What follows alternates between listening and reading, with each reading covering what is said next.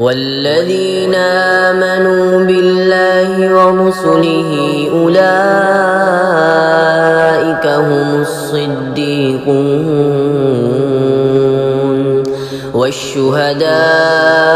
عند ربهم لهم أجرهم ونورهم والذين كفروا وكذبوا بآياتنا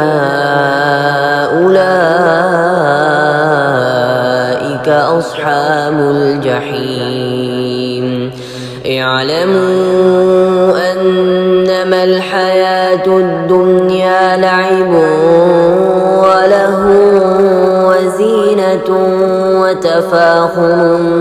بينكم وتكاثر في الأموال والأولاد كمثل غيث أعجب الكفار نباته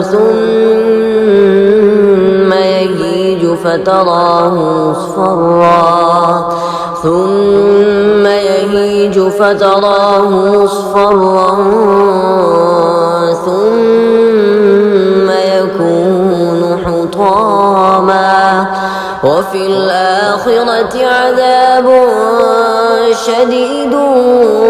ومغفرة من الله ورضوان وما الحياة الدنيا